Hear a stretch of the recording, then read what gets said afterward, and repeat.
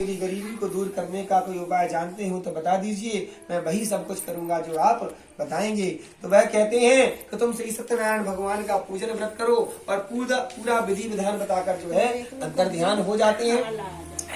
उस जो है सदानंद को रात्रि में नींद नहीं आती है और सुबह जल्दी उठ जाता है, ब्रह्म मुहूर्त में 4 बजे ही उठ जाता है और उठकर एक संकल्प लेता है। संकल्प लेते हुए कहता है कि आज मुझे भिक्षा मांगने से जो भी धन प्राप्त होगा उसी से मैं श्री सत्यनारायण भगवान का पूजन करूंगा।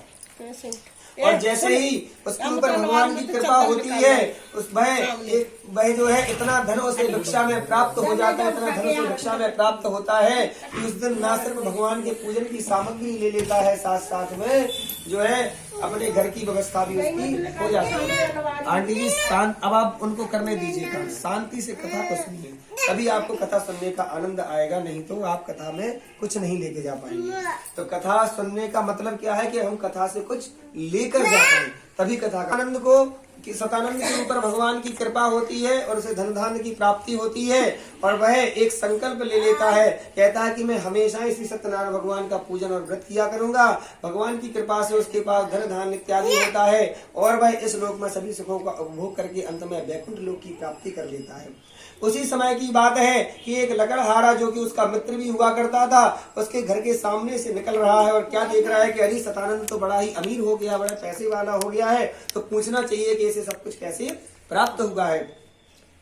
तो वह सतानंद के पास जाकर पूछने लगता है कि तुमने ये सब कुछ धन धान्य कहाँ से प्राप्त किया है, मुझे भी बता दो तो मुझे भी मिल जाएगा।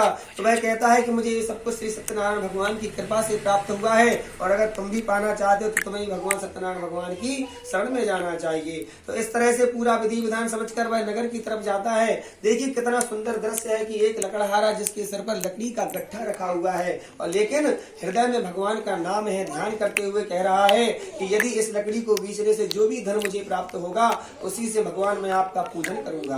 और यहाँ पर भगवान की कृपा उसके ऊपर होती है और जाने अनजाने में ही वह चला जा रहा है, भगवान का ध्यान कर रहा है और एक ऐसे नगर में पहुंच जाता है जहाँ पर बहुत ही धनवान लोग रहते थे और उन लोगों के पास जब पहुंचता है तो वो उसकी लकड़ी को 4 गुने भाव में खरीद लेते हैं। 4 गुने भाव में जब लकड़ी बिकती है तो बहुत सारा धन आ जाता है, उससे भगवान के पूजन की सामग्री भी लेता है और साथ में अपने घर के राशन पानी की व्यवस्था भी उसकी हो जाती है। बड़े धूमधाम से प्रसन्नता पूर्वक भगवान का पूजन करता है, श्री सत्यनारायण भगवान का पूजन करता है और इस लोक में सभी सुखों को उपभोग करता है और अंत में वैकुंठ लोक की प्राप्ति कर लेता है। इति श्री स्कंद पुराणे रेवा खंडे श्री सत्यनारायण द्वितीयो अध्याय। बोले श्री सत्यनारायण भगवान की जय। श्रीमन्नारायण नारायण भजमन नारायण नारायण नारायण राधे नारायण नारायण नारायण श्रीमन नारायण नारायण नारायण लक्ष्मी नारायण नारायण नारायण भजमन नारायण नारायण नारायण श्रीमन नारायण नारायण नारायण श्रीमन नारायण नारायण नारायण।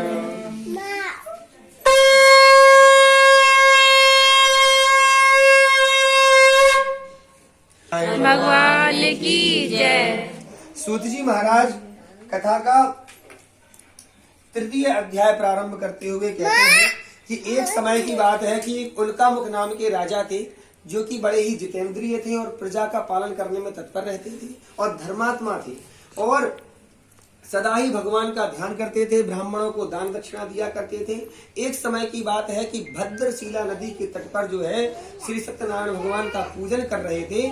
उसी समय एक साधु नाम का वैश्य अपनी नौका जिसमें बहुत सारे हीरे जवाहरात भरे हुए हैं, वह उसका व्यापारी है, अपनी नौका को भद्रशिला नदी के तट पर रोककर राजा के पास जाकर हाथ जोड़कर पूछने लगता है कि राजन आप ये सब कुछ क्या कर रहे हैं और उसको करने से क्या प्राप्त होता है। तो राजा उत्तर देते हैं कि मैं बंधु बांधवों के साथ मिलकर, अपने पत्नी के साथ मिलकर श्री सत्यनारायण भगवान का पूजन कर रहा हूँ और मेरी मनोकामना है कि मुझे एक संतान की प्राप्ति हो, एक पुत्र की प्राप्ति हो जाए, क्योंकि मेरे कोई संतान नहीं है।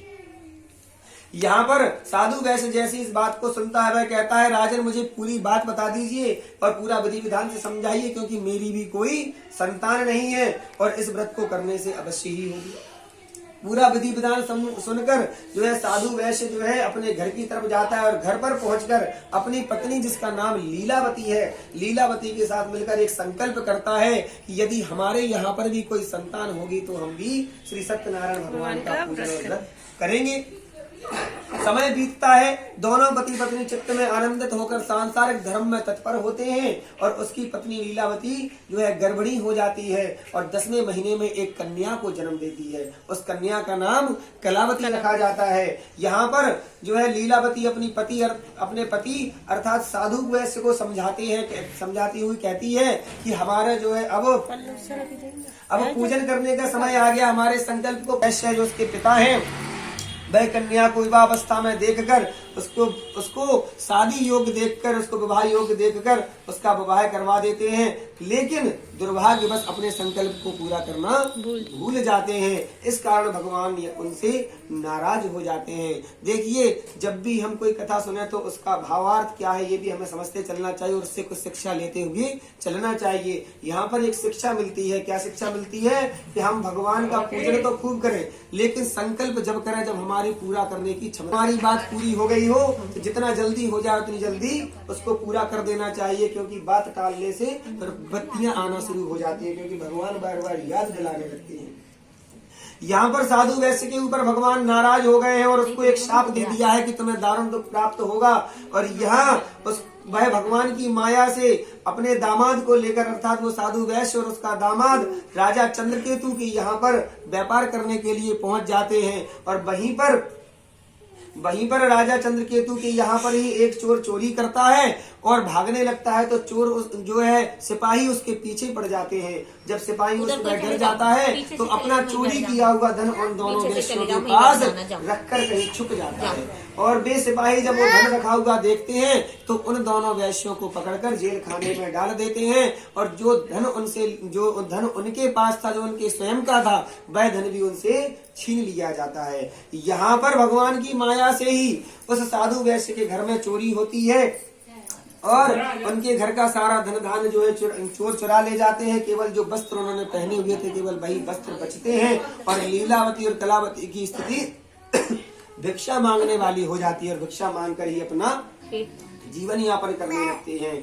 यहाँ कलावती को समय बीतता है तो कलावती, एक समय की बात है कि कलावती जो है नगर में जाती है भिक्षा मांगने के लिए, तो क्या देखती है कि शाम का समय हो गया है और एक ब्राह्मण के यहाँ पर श्री सत्यनारायण भगवान का पूजन हो रहा है। जैसे हम सब पूजन कर रहे हैं उसी तरह से वह भी भगवान का पूजन देखकर रुक जाती है और विलंब अधिक हो जाता है और प्रसाद लेकर घर वापस आती है। तो लीलावती अर्थात उसकी माता उसको डांटने लगती है, फटकारने लगती हैं कि तुम इतनी रात्रि में कहाँ से आ रही हो, तुम्हारे मन में क्या चल रहा है। तो कलावती कहती है कि मैं तो श्री सत्यनारायण भगवान का प्रसाद लेकर आई हूँ, इसलिए लेट हो गया, इसलिए विलम्ब हो गया है।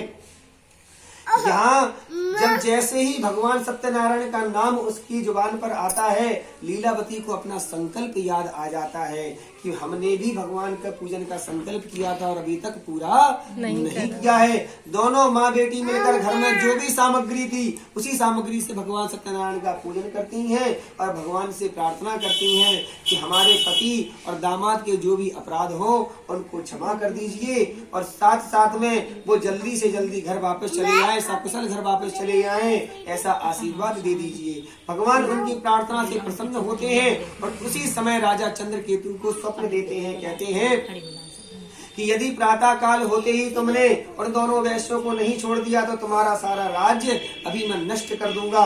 और ऐसा जब कहकर अंतर ध्यान होते हैं, सुबह प्रातः काल जब जो है चंद्रकेतु राजा उठते हैं तो सबसे पहले उन दोनों वैश्यों को जेल खाने से बाहर निकलवाते हैं, उनका चौर कर्म आदि करवाते हैं, उनको सुंदर नए नए वस्त्र दिए जाते हैं, उनको हीरे जवाहरात दिए जाते हैं, साथ साथ में जितना धन उनसे ले लिया था उसका 4 गुना धन करके उनको विदा करते हैं। यहाँ पर दोनों वैश्य जो है राजा से प्रणाम करके अपने नगर की तरफ चल देते हैं।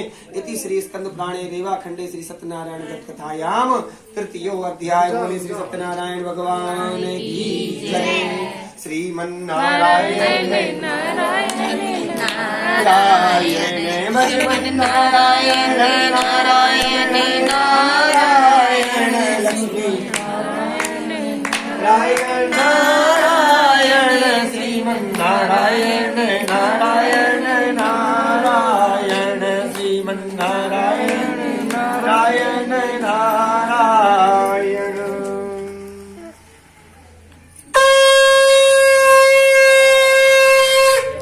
बोले तो ये कहते हैं कि जैसे ही साधु और उसका दामाद जो है नौका को आगे बढ़ाने के लिए तैयार होते हैं, कैसा भी अद्भुत रूप है, उनके रूप का वर्णन आता है कि बड़ी बड़ी जटाएं हैं और साथ में मृगशाला धारण किए हुए हैं, मृगशाला पहने हुए हैं, एक दंड साथ में लिए हुए हैं, बड़ी बड़ी दाढ़ी है और वहाँ पर बड़े मीठे भाषा में उनसे बोलते हैं, बड़ी प्यार प्रेम भरी भाषा में बोलते हैं कि तुम्हारी नौका में क्या भरा हुआ है। तो बड़े बूढ़े का लिहाज भूल जाता है कि हमें किससे कैसे बात करनी चाहिए। तो यहाँ पर साधु वैश्य जो है घमंड में जो है साधु वैश्य जो घमंड में आ चुका है और यहाँ पर दंडी स्वामी से कहता है कि क्यों पूछ रहे हो, क्या कुछ लेने की इच्छा रखते हो? यदि ऐसी इच्छा रखते हो तो तुम्हें कुछ भी प्राप्त नहीं होगा, क्योंकि मेरी नौका में तो सिर्फ फूल पत्तियां ही भरी हुई हैं। इतने कटु वचन सुनते ही साधु जो है दंडी स्वामी उनको कह देते हैं तथास्तु, तुमने जो भी कहा है वह सत्य हो जाए। यहाँ पर हमें एक शिक्षा और लेनी चाहिए कि देखिए कहा गया है कि हम अपनी क्षमता के अनुसार सब कुछ करें, जो क्योंकि क्षमता या तो हमें पता है या भगवान को पता है, लेकिन कभी भी किसी से गलत ना बोले, किसी से अपशब्द ना बोले। हमारी माताएं बहनें एक गलती हमेशा करती हैं, जब भी हमारे दरवाजे पर कोई भी भिक्षुक आता है, कोई भी भिखारी आता है, कुछ भी, देखिए ये बात हो सकती है कि 100 में से 90 भिखारी बेकार हो, लेकिन हो सकता है कि 10 तो अच्छे हो और उन 90 के चक्कर में हमने 10 का भी अगर अपमान कर दिया तो सब सत्यानाश हो जाता है। इसीलिए कभी भी कोई भिक्षुक आया है तो वो हमारे भाग्य से आया है। अगर हमारे घर में 1 रुपए है तो 1 रुपए दे दीजिए, अगर थोड़ा सा आटा है तो आटा दीजिए, अगर कुछ भी नहीं है तो अगर एक रोटी मिल सकती है रोटी दीजिए, और वो भी नहीं है तो प्रणाम करके उनको बोलिए कि भैया हमारे पास अभी देने के लिए नहीं है, अभी आप हमारे आगे किसी घर में देखिए। लेकिन उनसे ऐसा शब्द नहीं बोलना चाहिए कि मेरे घर में तो कुछ भी नहीं है। हम क्या कह देते हैं, कुछ भी नहीं है आगे जाओ, यहाँ पर हमारे घर में कुछ नहीं है, ऐसा कभी नहीं बोलना चाहिए, क्योंकि इससे उनका अपमान होता है। और अगर कभी इसी तरह से जैसे साधु वैश्य के साथ होगा तो बहुत बड़ा कष्ट प्राप्त होता है। तो दंडी स्वामी ने उसको तथास्तु कहा और वो जाकर एक उसी समुद्र के किनारे बैठ जाते हैं और समाधि लगा लेते हैं। साधु वैश्य देखता है कि उसकी नौका में तो फूल पत्तियां बन चुकी हैं, फूल पत्तियां भरी हुई है। जब देखता है तो बेहोश हो जाता है, नीचे गिर जाता है कि ये सब कुछ क्या हुआ। जब होश आया तो रोने लगा और वहाँ पर रोते हुए कहता है कि मेरा तो सब कुछ बर्बाद हो चुका है, ये सारे हीरे जवाहरात फूल पत्तियों में बदल जाएंगे। उनका दामाद भी सब कुछ देख रहा था तो कहता है कि दंडी स्वामी के चरण में ही चलना चाहिए, क्योंकि वही सब कुछ सही करने वाले हैं, उन्होंने ही शाप दिया है।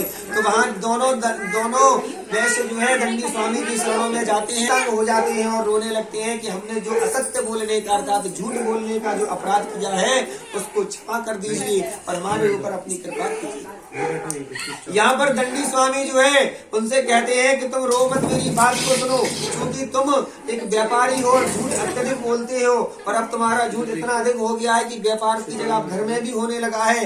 कहते हैं कि व्यापारियों को मजबूरी बस झूठ बोलना पड़ता है, क्योंकि अगर सत्य बता देंगे तो फिर व्यापार नहीं कर पाएंगे। तो यहाँ पर व्यापारियों को ध्यान रखना चाहिए, हम सबको ध्यान रखना चाहिए कि झूठ भी अगर बोलना मजबूरी हो, बोलते हो, असत्य बोलते हो और तुम मेरी पूजा से भी बहिर्मुख हो चुके हो, तुम पूजन में भी कुछ ध्यान नहीं देते हो और जो संकल्प करते हो उसको भी बार बार तोड़ते रहते हो, इसीलिए तुम्हें कष्ट प्राप्त हो रहा है। तो यहाँ पर साधु वैष्णव की स्तुति करता है और स्तुति करते हुए कहता है कि भगवान आप तो अंतर्यामी हैं, आपकी माया से तो ब्रह्मा जी भी मोहित हो जाते हैं, तो मैं तो मनुष्य मात्र हूँ, तो मेरे ऊपर कृपा कीजिए और मैं अपनी क्षमता के अनुसार आपका पूजन करूंगा। कितनी बड़ी बात कहता है कि अपनी क्षमता के अनुसार, क्योंकि क्षमता सिर्फ हमें या भगवान को, सिर्फ 2 लोगों को पता है, बाकी किसी को पता नहीं है।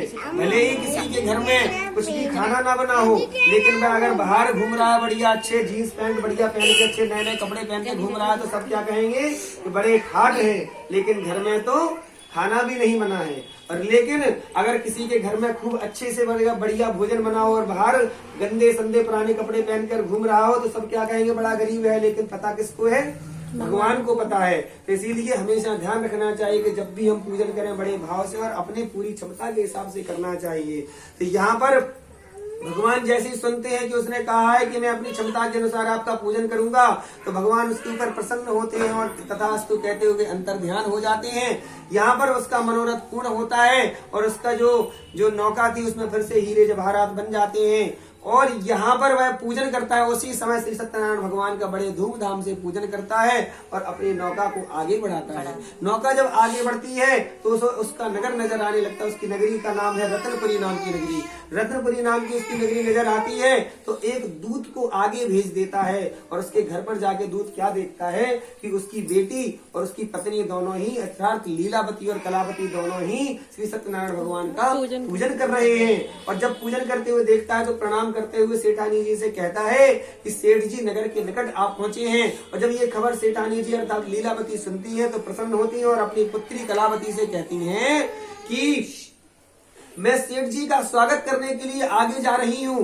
और तुम भगवान का पूजन पूर्ण करके आना। और वो निकल जाती हैं। यहाँ पर कलावती से एक अपराध होता है कि वह जहाँ पर हम कहते हैं कि पूजा जो है पूजा पूरे भाव से होनी चाहिए, तसल्ली से होनी चाहिए, यहाँ पर वह पूजा जल्दी जल्दी में करने लगती है। क्यों? क्योंकि अब पति से मिलने की जल्दी है और अब पूजा में भाव नहीं है। हमारी माताएं बहनें भाई सभी जानते हैं कि जब भी हम पूजन जल्दबाजी में करते हैं तो कुछ न कुछ छूट जाता है। पता चला कि भगवान को प्रसाद नहीं लगाया, या पता चला टीका नहीं लगाया, या फिर प्रसाद लगाए बिना ही ऐसी भगवान को बिठाला हुआ है और पता चला कि बिना स्नान करे ही चले गए है ना। क्योंकि शादियों का माहौल है, शादियां जल्दी जाना है शादियों में, तो पता चला कि आज तो शादी में जल्दी जल्दी पहुंचना है, आज तो भगवान जी को ऐसी अगरबत्ती लगाओ और बिठा लो, है ना।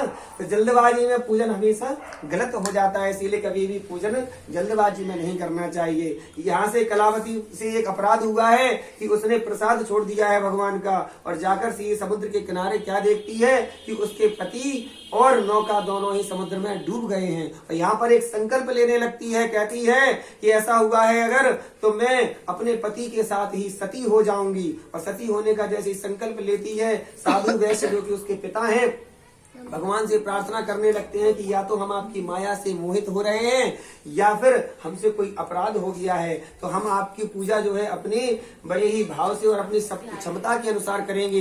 क्या कहा है? अपनी क्षमता के अनुसार करेंगे। तो प्रभु हमारे ऊपर कृपा कीजिए। तो जैसे ही ऐसा कहते हैं तो वहां से एक आकाशवाणी होती है और आकाशवाणी में भगवान कहते हैं कि तुम्हारी पुत्री भगवान का प्रसाद छोड़कर आई है, इसीलिए उसे कष्ट प्राप्त हो रहा है। और जैसे ही वह ये खबर सुनती है वह सबसे पहले कलावती घर जाती है, प्रसाद को ग्रहण करती है और वापस आकर क्या देखती है कि पूरा परिवार सकुशल है, नौका सकुशल है, पति भी सकुशल है और माता पिता भी सब ठीक ठाक है, सब सही है। तो सबसे मिलती है और उसी समय उसी जगह पर श्री सत्यनारायण भगवान का पूजन करते हैं और एक संकल्प लेते हैं कि हम हमेशा ही संक्रांति के दिन, पूर्णमासी के दिन श्री सत्यनारायण भगवान का पूजन किया करेंगे। और ऐसा करने से भगवान की कृपा उन पर होती है और इस लोक में सभी सुखों का उपभोग करते हैं और अंत में वैकुंठ लोक की प्राप्ति कर लेते हैं। इति श्री स्कंद प्राणे रेवा खंडे श्री सत्यनारायण व्रत कथायाम चतुर्थ अध्याय। बोले श्री सत्यनारायण भगवान की जय।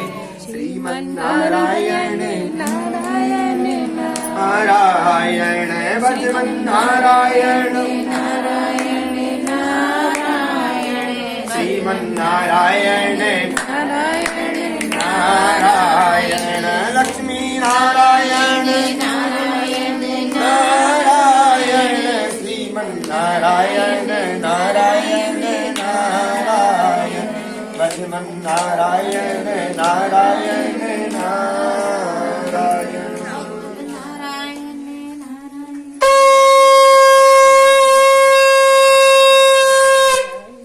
बोले श्री सत्यनारायण भगवान की जय। सूत जी महाराज कथा का 5वां अध्याय प्रारंभ करते हैं और कहते हैं कि यही अपराध एक बार तुंगध्वज राजा से हुआ था और जिन्होंने भगवान का प्रसाद का अपमान किया था और कष्ट प्राप्त किया था। क्या होता है कि महाराज तुंगध्वज जो है बड़े ही प्रतापी राजा थे, लेकिन उन्हें घमंड हो गया था और वह एक समय शिकार करने के लिए जंगल में जाते हैं और तमाम हिंसक पशुओं को मारकर थक जाते हैं। तो एक बट वृक्ष के नीचे बैठ जाते हैं और क्या देखते हैं कि वहां पर कुछ ग्वाले जो कि गायों को चराने वाले होते हैं, वो ग्वाले श्री सत्यनारायण भगवान का पूजन कर रहे हैं। तो पूजन को देखकर ना तो भगवान को प्रणाम करता है और ना ही पूजन में सम्मिलित होता है और ना ही उनके भक्तों को प्रणाम करता है। और जैसे ही भक्त पूजन को पूर्ण करते हैं तो प्रसाद राजा के पास रखकर स्वयं प्रसाद ग्रहण करने लगते हैं। राजा उस प्रसाद को देखकर अपने मन में विचार करने लगता है कि ये प्रसाद मैं ग्रहण नहीं करूंगा, क्योंकि मैं तो राजा हूँ, 56 भोगों को ग्रहण करता हूँ और सोने चांदी के थालों में खाता हूँ। ये कहा इन्होंने एक पत्ते के दोने में मुझे दे दिया। तो इस तरह से सोचते हुए जो है वहां से उठता है और नगर की तरफ चलने लगता है। और नगर की तरफ चलता है तो क्या देखता है कि उसके राज्य में कुछ ही सेकंड पहले, कुछ ही समय पहले, कुछ पल पहले ही एक भूकंप आया है और उस भूकंप में ही सारा राज्य जो है उसका ध्वस्त हो गया है, सारा राज्य जो है समाप्त हो गया है। उसके 100 पुत्र थे और 100 के 100 पुत्र उसी राज्य में, उसी राज्य के मलबे के तले दब जाते हैं। जब राजा को होश आता है, कहता है कि या तो मुझसे कुछ अपराध हो गया है। देखिए क्या होता है, कहा गया है कि दुख में सुमिरन सब करे, सुख में करे न कोई, जो सुख में सुमिरन करे तो दुख काहे कोई। तो जब राजा ही नहीं रहे, जब राजा का राज्य ही नहीं रहा तो राजा तो किसी काम के है नहीं।